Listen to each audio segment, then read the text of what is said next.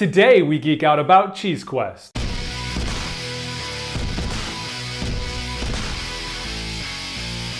Hey guys, what's going on? It's Lee with Geek City USA here, and today we're going to talk about a game called Cheese Quest, the quest for cheese. Now this is a game for 2 to 4 players, and in this game you take on the role of a mouse that has just found the perfect place to live. Now the catch is there are other mice there as well, and not only that, but there are also some cats running around town. Now your goal in the game is to be the first mouse to collect 2 pieces of cheese, bring them back to your nest, and live happily ever after. But you'll have to do so while the other mice are putting some traps in your way. You're going to have to dodge other traps, and you have to be careful to not become cat dinner. So I'll come over here, I'll give you a brief overview on how the game's played, and we'll come back and I'll give you our thoughts on the game. Now this is Cheese Quest, the quest for cheese. Now in Cheese Quest, every character is going to take on the role, obviously, of a mouse questing for cheese. Now here I have a setup for a 3-player game.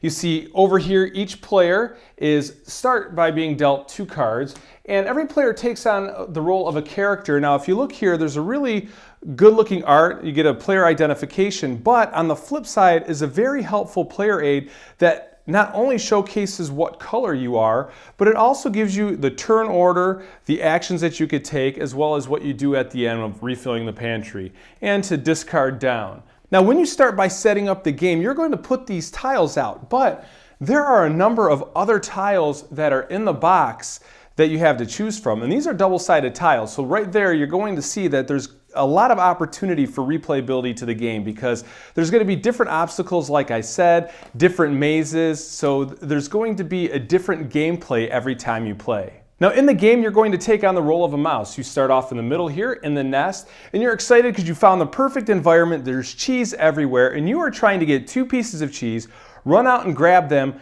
bring them back home to your nest here, and live happily ever after. But there is a bit of a problem here. You'll see in some of these spaces the cheese is actually on something, maybe a mouse trap, or there are also some glue traps in the game that you might encounter. There's also these cats here, which are represented by these black cat in the hat meeples, which are pretty clever. And so you're going to be encountering these things all while at the same time you're going to be dealing with your opponents, possibly playing some traps on you, putting things in your way, blocking your path. So not only are you facing the obstacles that are on the board in your quest for cheese, but you also face the wrath of your opponents. Now once you pick out your 7 tiles that you're going to start with, you're going to put everything out on the board, and if you look at one of these extra tiles here, you'll see if there's a cat, you're going to put a cat meeple on it. If you see a little cheese icon, you're going to put cheese.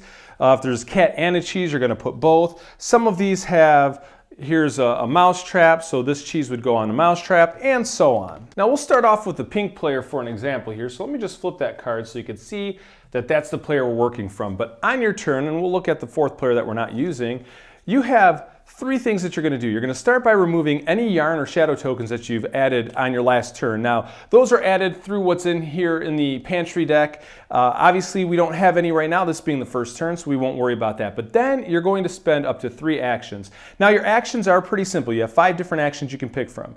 You can move 1 space, that's 1 action. So if this mouse wanted to move 1, 2, 3, that could be their turn for that turn, that round. You also can pick up a cheese. So let's say this mouse is here. They can move in here for 1 action, pick up a cheese for another action. And then you can also steal a card from the pantry. So that's where the pantry comes into play. So let's look at a couple of these cards. Here's what's in the pantry right now. What these are cards that give you an action that you can play. So place any 1 cat from anywhere on the board onto any space with a cat bed. So basically, in this case, you would be able to take a cat and perhaps move it closer to one of your opponents.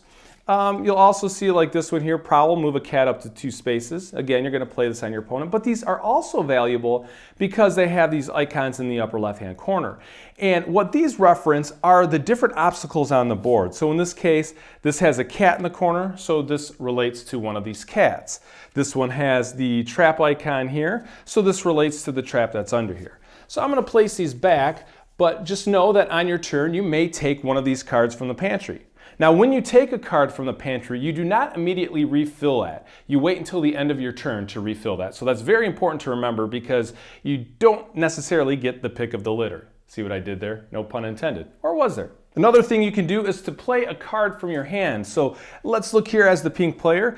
Just like as with these pantry cards here, I can look as the pink player and I can play one of these cards. Your mouse ignores cats until the end of your turn, or move a cat up to 2 spaces, or whatever these other options are. Now your final action here is to disable an obstacle. So going back to the pink player's hand, we're going to look at these icons here. Now like I said, these correlate to the obstacles on the board. In order to disable an obstacle, you have to be next to that obstacle, and then you play 2 cards with matching icons. So in this case, let's say this mouse was right here and we wanted to disable an obstacle or disable that cat. And let's say that we had, we'll just put that card there, we'll play a little shuffle. But let's say we had these 2 cards in our hand. We could discard these 2 cards with the cat icon, and we could just put them off to the side here, and we would be able to disable this obstacle or take this cat off of the board. Now again, if these were the 2 cards in our hand, these, I think I said this was a trap before, this is actually the glue trap, we would be able to remove a glue trap. There's also, I'll shuffle here through the deck. Yeah, there you go. So there's a trap, the regular snap trap, there's a glue trap, and you see that there's a number of each one of those obstacle icons. After you take your 3 actions, you will go ahead and refill the pantry if you need to. If these 3 cards are ever the same, you can take those out, shuffle them back up, and then put 3 new cards out. You can never have 7 cards, more than 7 cards in your hand. So if you do have 7 cards in your hand, you cannot take from the pantry until you discard down or play some of those cards. Now you'll notice here there's a stack of other chits here, and these are, like I said, this was the glue trap, but there are a few other ones here. You have, this is a humane trap, so instead of a glue trap or a snap trap, we have humane traps in the game as well. There are more snap traps. You also have a hidden token, so this, if your mouse hides at all, this is the icon or the chit that you would put with them. Here's debris that you can actually use to block the way to prevent your opponents from going through. It's basically kind of like adding a wall.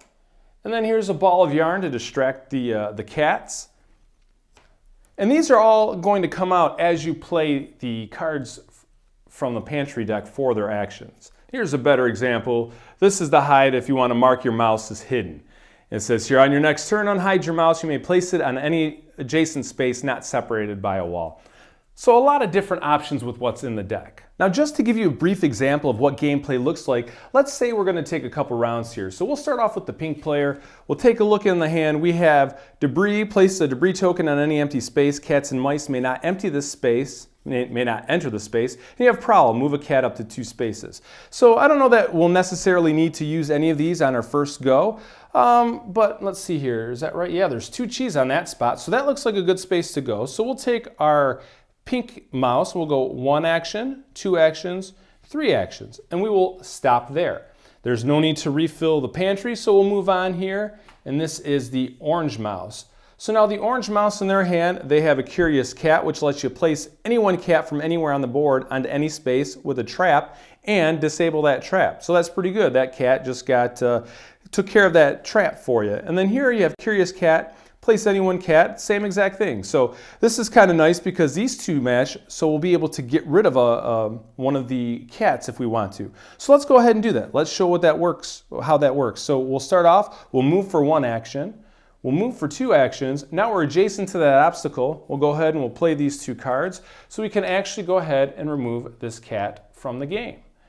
Now it would be, we would refill the pantry. We don't need to. So now we'll go over here and we will take on the green player's turn. So the green player can look at their hand and they have a glue trap, which they could place it on any non-nest space. Mice on the glue traps may not use move actions. And then you have prowl, move a cat up to 2 spaces. So this is actually pretty clever for us. So if we wanted to, we could play, well, let's move for 1. And let's go ahead and we will play this glue trap card. So we'll play that to there, and we will put this on this space. We're going to prevent this cat, or this mouse rather, from being able to grab this cheese. He wants that cheese, he's going to get that cheese. So now for the 3rd action, the green player is going to play prowl here, and that'll let us move a cat up to 2 spaces. So let's see, what are they going to do? They'll just move this cat over 1 space into here. Oh, what's that going to do? Well, this mouse here is now spooked, which that means that mouse is no longer able to use move actions. Now, if this mouse was carrying cheese, let's say that, he was running back home with that cheese, he would actually drop that cheese in the space that he's in. So spooking one of your opponents is a good way to slow them down as well as keep them from moving, because now these two players here are going to have to get rid of these obstacles in order to move. Now they can still play cards to move, but they can't use the move action. So now let's go back up to the pink player. So the pink player, we'll look at the hand, and there's nothing we can do as far as getting rid of the cat. We have debris, place the debris token. That's not going to help us. And prowl, we could actually use this to move the cat away from us, which might be a good idea. In fact, that's what the pink player will do. They will play this card for the first action. They will move the cat up to 2 away. 1, 2. That kind of backfired on the green player because now the green player is stuck. So we'll leave that sitting face up there for now because we have 2 more actions for the pink player. Now you would think that the pink player, you just want to go 1, 2 and move into this square with all the cheese, but there's a snap trap. And if you move into a space with any kind of trap, that immediately triggers. Now, in this case, this would snap and this would be removed from the board, but this mouse would drop any cheese they were holding and they would go back to their home nest. So you definitely want to be careful to not just arbitrarily run into a hex that has a snap trap. So maybe this mouse wants to go move there for their second turn, and let's see, well, we can't really do anything, so maybe we just want to grab this card. It could be because we want to save this for later to do this action, or it could also be because this is a glue trap and we don't want this character, this mouse, to be able to take 2 of these to match. So that can be our third action for the pink player. They'll flip that, and then at the end of their turn, that pantry is going to refill. So the orange player is going to go ahead and they're going to take this card from the pantry because it'll help to take care of that obstacle. But they're also going to take this prowl card here, and this will let them move a cat up to 2 spaces. So for the third action, they're going to play that, and let's get this cat moving closer to this, the jerk pink player that is, well, actually, the pink player isn't even the one that locked him in the glue trap, but you want to slow them down anyway. So now these are going to refill here. We have a poison bomb entangled. Now what a poison bomb lets you do is it's kind of like a smoke bomb, or what it says, a poison bomb. A mouse will have to drop the cheese they're carrying and move to an adjacent spot, and if they can't, they actually have to go back to the home nest. And the tangled here, if you look, that's the ball of yarn, and that's going to distract the cats and keep them playing, and you'll be able to ignore them. The cats actually won't move because they'll be busy playing with the yarn. So now the green player will then go ahead and they're just going to draw this tangled card for action 1. And then for action 2, they're going to play it. So they'll play this, they'll place the yarn token here. So this cat is now ignored. This cat is busy playing with this ball of yarn. So now he or she may move and go, say, 2 and 3. Let's get into this cheese. End of their turn, they'll refill this. And we'll go back to the pink player. Now what the pink player can do, hey, you know what? We want to get this cheese. Oh, but we have that trap. So we don't have matching icons. So we'll draw this for the first action. And then we can play these 2 cards. And if you see again, these have the little trap icon. That'll let us disable this trap and remove it from the game. So we'll put that in the stack there. So that was the second action. And the third action now, this mouse is in this room with the 2 cheese. We'll go ahead and just put this face down and refill the pantry. The orange player is still stuck, but they can draw this card for 1 action. Then they have 2. They can discard this obstacle. And I knocked the board. So that obstacle's gone. And for their third action, they can go in here with the cheese. We'll go ahead and refill the pantry here.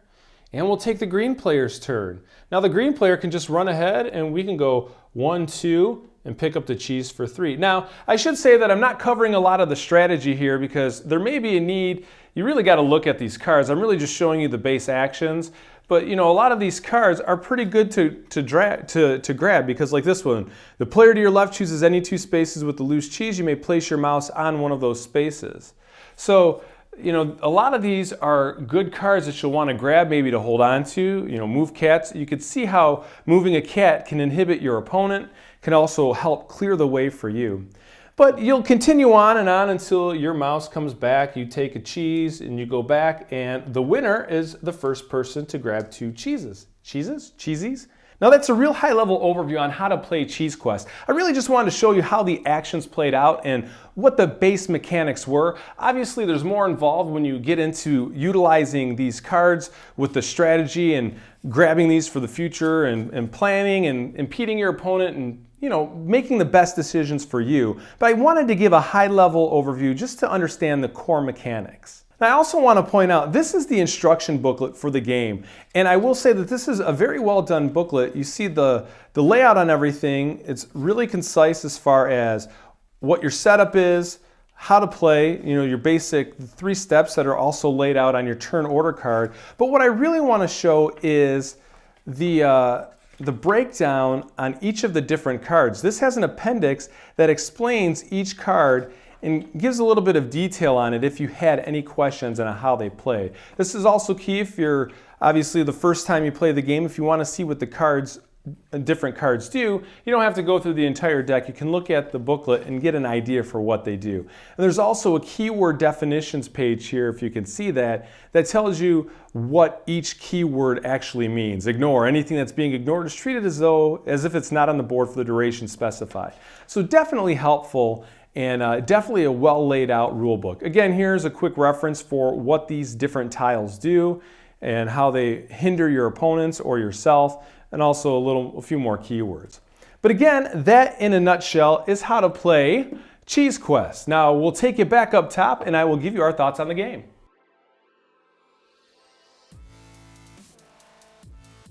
All right, that was Cheese Quest, the quest for cheese. Now let's start by talking about the presentation and components of the game. First of all, the art in this game I think is fantastic. The illustrations are really well done. They're fun, they're funny to look at. I mean, come on, you've got a blue mouse with an eye patch running around.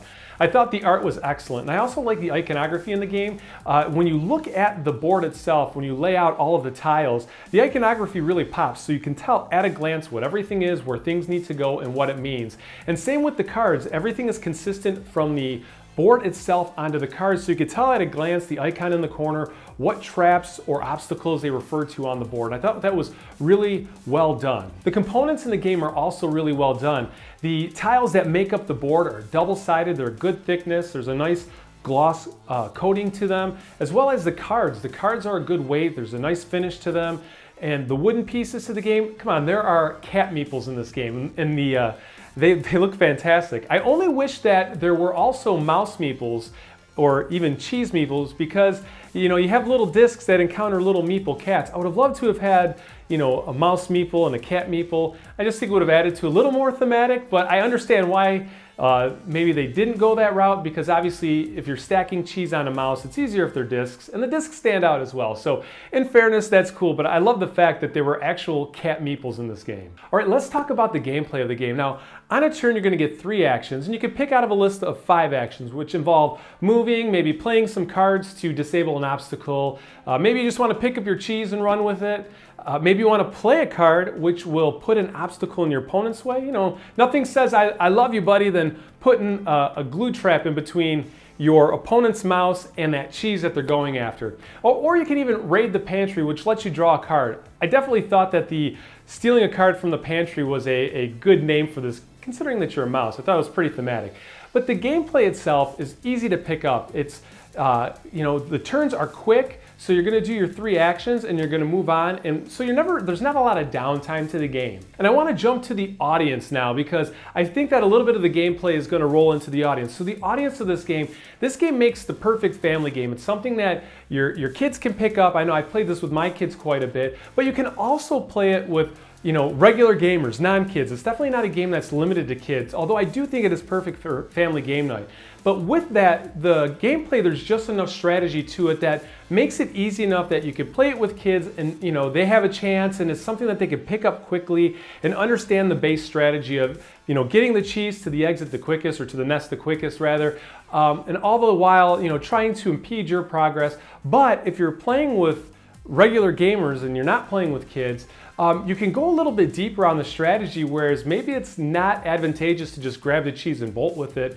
You know, you want to do more to impact your opponent. So I think there's the right amount of player interaction, there's the right amount of strategy, and it's not that heavy of a game to get into, so it makes the game accessible to a wide audience of people. Now the game definitely has a high replayability factor because those tiles that make up the board are double-sided, and some make it more difficult than others to just get the cheese and go, because there'll be more walls, there might be more obstacles, and that was a good way to set up the game based on either the audience you're playing with, as well as offer a lot of different variability to the gameplay. So you're never going to play the same game twice. At its core, you're still taking the cheese to the exit, but you're going to have to plan different from game to game. Now, all in all, we really enjoyed this game. This game has been a staple in our house on family game night, and it's something that I appreciate because it's not just a kids game, so it helps the kids to do a little more decision making as far as what they're going to do on their turn. They learn some risk reward, the results, the consequences of some of their actions, but it's also interesting enough that as mom and dad, we enjoy the game as well. This game definitely shines as a family game, and I would highly recommend that if you are looking for a game for family game night, that you check out Cheese Quest. All right, guys, that's it. I'm Lee with Geek City USA. Thanks for hanging out with us. Please be sure to subscribe if you don't already. Comment down below, let me know your thoughts on the game, especially if you played it. And be sure to like and subscribe. Check us out on social media, all that other jazz. We're actually all over social media, Instagram, Twitter, all that stuff. But thanks for hanging out with us, and we will see you guys next time. Cheers.